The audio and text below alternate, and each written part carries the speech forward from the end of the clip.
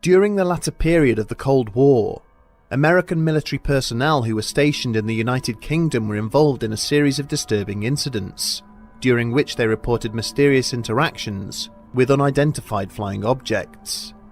Now, as we approach the 40th anniversary of the most infamous of these events, we take a look at the Rendlesham Forest incident.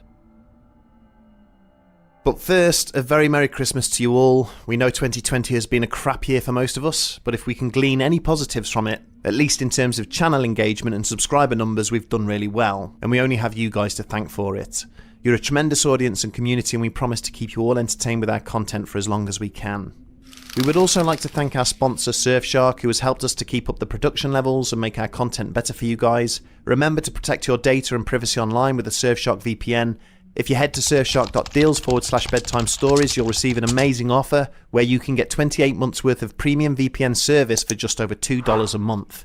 We can't stress just how much of a bargain this is for all the premium features and top-notch security you receive, plus the perks such as usage on unlimited devices and access to geo-restricted content. You won't regret your investment, and even if you do, there is a 30-day money-back guarantee. Head to surfshark.deals/bedtime stories to get this fantastic offer. Not only will you get one of the best VPNs available, you'll also help to keep this channel alive.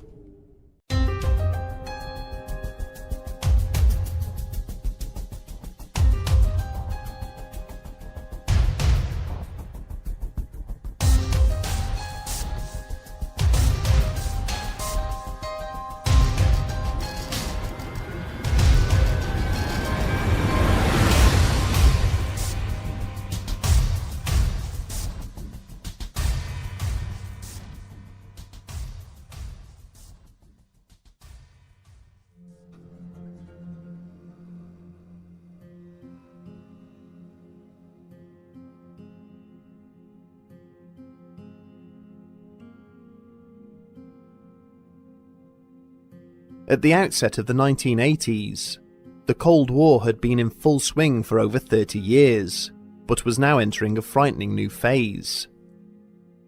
The recent invasion of Afghanistan by Soviet forces had raised tensions between the world's superpowers, taking them to breaking point. It had also been a primary factor in the election of President Ronald Reagan, who had campaigned on a platform which promised to take more direct action against the perceived warmongering of the Soviet Union. At the time of his election victory, Reagan viewed existing US foreign policy with open contempt. The incoming president believed that the détente which the two main powers had agreed upon was the main reason that the conflict had yet to be decidedly resolved. He was determined to break the will of his opponent by aggressively escalating the funding and deployment of America's armed forces. Reagan's strategy was bold and had been conceived around the central concept that the already failing Soviet economy would not be able to survive an arms race to match his planned increases in military investment. Its inevitable collapse would hopefully result in the country's population taking to the streets, revolting against their government, and forcing political change to take place across the USSR.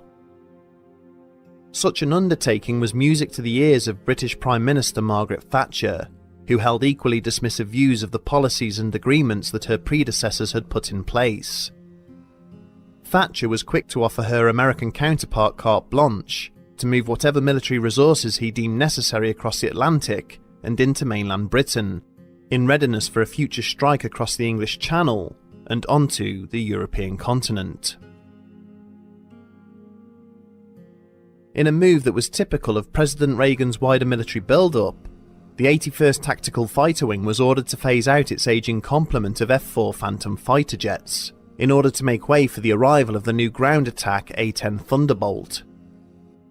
Poised ready to counter any perceived Soviet incursions, its three sizable squadrons had been deployed across a variety of different European air bases, including two which were hidden away in the depths of the East Anglian countryside. Dotted across the sprawling county of Suffolk were countless tiny airfields, which had once played host to the Spitfires and Hurricanes that had vanquished Hitler's Luftwaffe. And it was two of these former World War II bases that the airmen of the 78th and 79th Tactical Fighter Squadrons now called home.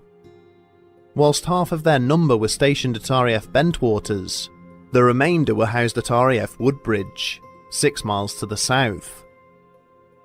Lying between the two American air bases were the 15 square kilometres of Rendlesham Forest, a mixture of coniferous woodland and low-lying wetlands. Now, as the dark and cold December of 1980 finally drew to a close around them, the American airmen and their commanding officers carried out their duties with no small degree of apprehension. They had little idea, however, that it was not just the Soviets they would need to be on their guard against.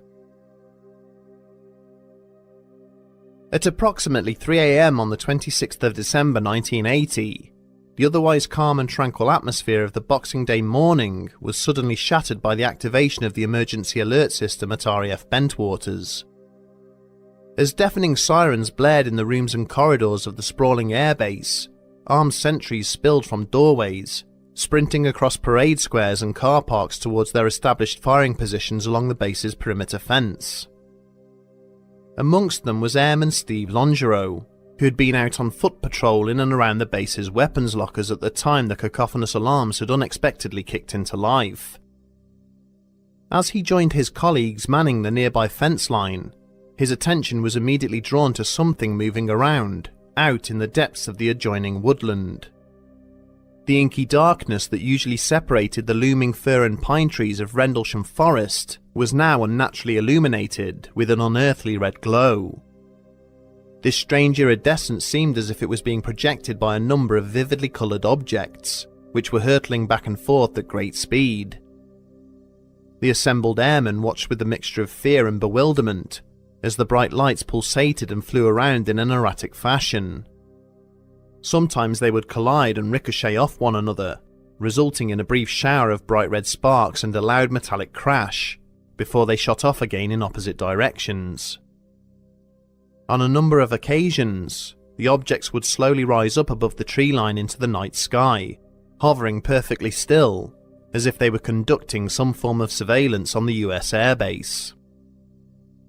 To the staff on duty up in the control tower, the objects were also clearly visible, but bizarrely were giving off no radio signals or radar signature. The order was given that all personnel were to remain inside the perimeter fence, and to do nothing other than observe the objects. It seemed the more prudent option, as opposed to sending any of the younger and possibly frightened airmen blundering out into a dark forest in the middle of the night, risking accident or injury. Down the road at RAF Woodbridge, everything had remained still and silent, until the guards stationed at the east gate radioed to report having observed a light aircraft of some kind slowly descending into the woods a short distance away from the airfield. The duty officer, Lieutenant Colonel Charles Holt, quickly ordered one of the base patrols to head out into the woods to confirm the validity of the sighting. The group dispatched into the forest by the colonel consisted of 3 men: Staff Sergeant Jim Peniston, along with Airman First Class John Burrows and Ed Cabansag. As the American servicemen cautiously entered the tree line, the air around them slowly began to change. The further they progressed into the forest, the warmer it seemed to get. They also became aware of a low humming noise, which sounded as if it was gradually increasing in intensity. The already nervous airmen were suddenly startled by a chorus of unnatural screams and cries, emanating from somewhere not too far away from their position. As they quickly struggled to regain their composure, the 3 men realised that what they had just heard was the livestock at nearby Capel Green Farm, which were apparently in the process of being worked up into a frenzy by someone or something. It was at this point that Peniston made the decision for the group to separate. He ordered Cabansag to peel off and follow the tree line for a short distance, heading in the direction of RAF Bentwaters, whilst he and Burrows would instead continue to penetrate further into the depths of the forest itself. They had not gone far when they suddenly came across what appeared to be a strange metallic object, hovering just off the ground in the middle of a small clearing.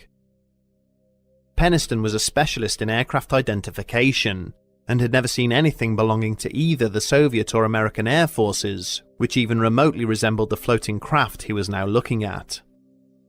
The object was triangular in shape, with a surface that was covered in a combination of large red lights and smaller blue ones, and it seemed to be emitting a light mustard-coloured mist onto the ground below. When the two airmen slowly advanced towards it, the floating object remained both silent and completely immobile.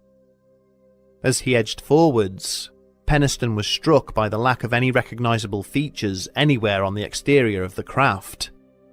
There was no sign of any kind of propulsion or exhaust system, nor any form of steering mechanism. He also noted the lack of any bolts or rivets, with the surface of the craft appearing to be one solid, unbroken structure.